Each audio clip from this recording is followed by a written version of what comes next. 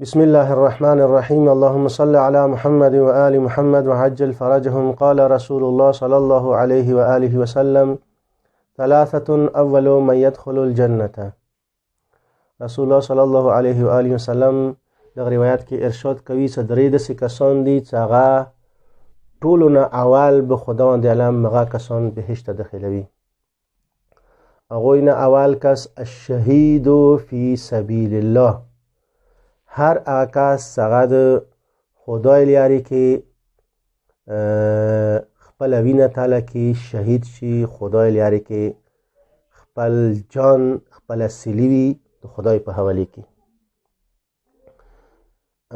سبیل عام طور باندې قرآن کې استعمالیږي یا عربی لغت کې لیار منه راه پر اسم میگه. مثلا سبیل الله یعنی راه خدا، دو خدای لیاره. اما خب دین مقصد خدا شد سبیل الله یعنی خدای لیاره که الشهید فی سبیل الله یعنی خدای لیاره که چوک شهید شي. حکمو زنو دواوانو تا ادعیت الائمه علیهم السلام تا یا زنو زیارات الائمه علیهم السلام تا څنګه امامان و زیارتونه دي هغوی ته مراجعه وکړو. خود امام ته سبیل الله لقب استعمال شوی دی. لکه مثلا مو دعای ندبه کې امام ته مخاطب کیږو این السبیل بعد السبیل، یعنی چی تا دی اغا امام بعد از امام یکی بعد از دیگری اغا چه شول؟ اغا ځکه سبیل لفظ امام پر استعمال شوی دی. یعنی اغا امامان چه شول؟ اغا اولیاء الله و اغا خدای طرف تا هادیان و یکی بعد دیگری شهید کرد. یا یو بل ځکه دعای ندبه کې یای څه فکانو هم السبیل الیک، خدای ته مخاطب کیږو څه خدایا دا کوم ائمه معصومین علیهم السلام دی دا السبیل الیک تا ته رسول لیاره دی. دغه ځکه سبیل امام پره، یعنی که غواړې څه ته خدای سره متصل شي، خدای سره تقرب حاصل کې، خدای ته نږدې شي، نه تنها لیاره امام ده څنګه ته خدای ته ورسوي، خدای سره واصل کی. نو ویل شو یا یو بل ځای کې زیارت امام زمان علیه السلام څه مفاتیح کې ذکر شوی هغه کې امام زمان علیه السلام ته داش مخاطب کیږو السلام علیک یا سبیل الله، سلامی تا باندې ای سبیل خدا، د خدای لیاره. دغه ځای کې هم سبیل امام ته استعمال شوی دی. یا قرآن کې سمو یایس والذین جاهدوا فینا لنهدینهم سبلنا،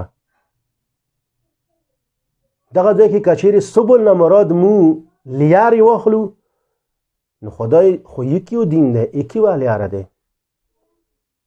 سبل لیارې نه دي بلکې والذین جاهدوا فینا لنهدینهم سبلنا.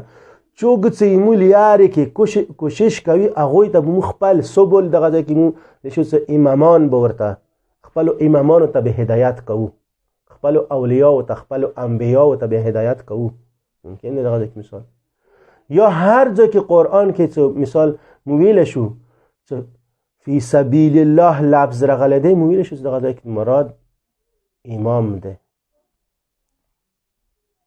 ویلې څه خود د امام لیاره د رسول خدا لیاره دی، د رسول خدا لیاره د خدای لیاره دی. اینجا که فرق نشته. پس مو دغه کې ویل شو الشهید فی سبیل الله یعنی هر یو هغه کس چې هغه د امام لیاره کې خپل وینه ورکړي، هغه کس ته چې هغه به ټول نه اول خداوند علم بهشت داخلوي. یا دینه لږ وسعت ورکو داسې وایو څه هر یو هغه کس هغه د امام محبت کې، د اهل بیت علیهم السلام محبت کې جان د خداوند علم سپورت کړلو، ولو هغه خپل بشتري باندې مړ شي. خو که چیرې هغه مؤمن مړ شولو خپل سلیوي ویر کړله در حالی کې ایمان ورسره ده، ټول نه اول به بهشت مخه ځي. چونکه شرط دخول الجنه هم ایمان ده. که چیرې څوک مؤمن دنیا نه لاړلو ټول نه اول بهشت مغه شي. که ایمان ورسره نشته المنځونه روژې وغیره دا فایده نه کوي. شرط دخول النار والجنه بهشت داخلول یا جهنم ته داخلول، ای دوی شرط د ولایت قبلول یا د ولایت قبلول نه دي. که چا سه ولایت ورسره د حقیقت کې هغه ټول اول بهشت به مغه شي. د اهل بیت علیهم السلام محبت باندې که څوک مړ شولو شهید شولو، چونکه خود محبت اهل بیت علیهم السلام باندې سیلیوی ورکول مړ کېدل ولو خپل بشتري باندې وي هغه مرګ شهادت دی. د روایت الا من مات على حب آل محمد مات شهیدا، څوک د آل محمد علیهم السلام محبت باندې مړ شولو هغه مرګ شهادت مرګ. بس مو ویلی شو دا ټول نه مخکې به بهشت انده نوازي. بالکل اوس دا ویلی شو چې یو کس مرچې کې شهید شوی دی، یو خپل بشتري باندې مړ شولو اردوه شهید ورته ویلی شو، خو هغه شهید درجه بهشت کې بالاتره ده دا شهید درجه کې، چونکې هغه سره ولایت هم ورسره د ولایت سره سره خپله وینه هم تعلق خپل دین دپاره هغه درجه قطعا بالاتره ده. بلکې همداسې عام حالت کې ان فی الجنة درجات متفاضلات، بهشت کې درجې دي متفاضلات، یعنی یو نه پاسه بله درجه. اوس څوک یوې درجې کې دی څوک بلې درجې کې دی، دا ډیپینډ کوي د هغه عبادت باندې، د هغه محبت باندې، د هغه معرفت باندې. چې یو کس سوره محبت د اهل بیت رسول الله سوره معرفت دی او سوره هغه عبادت گزار دی، سوره هغه د اهل بیت علیهم السلام پیروکار دی، د دې باندې ډیپینډ کوي. خو اول کس دا شو چې هغه شهید فی سبیل الله وي دا به ټول نه مخکې بهشت شي. دویم ومملوک لم یشغله ملک رقه عن طاعت الله، یو کس مملوک دی غلام دی چا غلامه کې دی خو خپل ملک رقیت څه کوم دی هغه غلامه په باوجود، یعنی دی په باوجود څنګه غلام دی هغه د خدای اطاعت نه غفل نه کیږي. نن سبا دار کې غلامه هغه نشته، مو عام مثال د خپل کارونو ورکوای شو، خپل کومې مو مثال دنیا زندگی کې کوم کارو کې مو مشغول وو، مثلا یک کپنه کې د کار کوو، یو ځای کې د کار کوو، یو دفتر کې جاب مو فرض کوای شو، سالته مو مجبور یو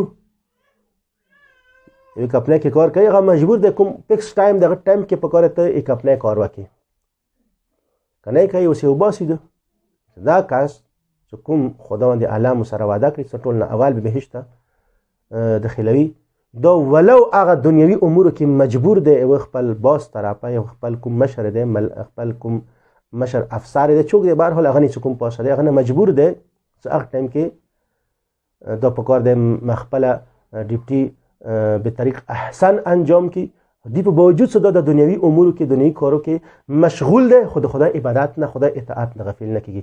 کله خدای غاګ وتوشي چې الله اکبر الله اکبر اذانتک المنزته کله اذان وشي ختم کې دی سن اوس زدي بل چا عبد یم، زدي بل چا بنده یم، زدي بل چا امر کیم، اغنه غفل نه کیږي. یعنی داسې کس مدشویل شو مطلق طور باندې چې یو داسې کس څنګه آری و کار کې مشغول دی، خو څه کله صدای الهی و تراشی اذان صورت کې سن منځته یا روژې صورت کې یا خمس و زکات صورت کې څور باندې واجب شي، هغه د تمام دنیوي امور یې اطاعت الهی نه غفل نه کوي. که یو داسې کس و چې هغه دنیوي کارو په باوجود د خدای اطاعت نه غفل نه کیږي، دا کس بیا قیامت کې خداوند عالم ټول نه مخکې بهشت داخلوي. دریم کس کوم دی وفقیر ذو عیال متعفف، یو داسې فقیر دی غریب دی نادار کس دی چې هیڅ نه لري، خانواده یې زیاته دی، بچی یې زیات دي، خو دی په باوجود متعفف زندگی تروي، پاکیزه زندگی تروي، پاک دامن زندگی تروي، دیندار زندگی تروي، پرهیزگار دی. که یو داسې کس و چې هغه دی په باوجود چې فقیر دی خانواده یې زیاته هیڅ نه لري، خو بیا هم حرامو ته تجاوز نه کوي، خدای مسوره ورکوي هغه باندې راضي وي شکر کوي، دا کس به هم قیامت کې خداوند عالم ټولو نه اول بهشت داخلوي.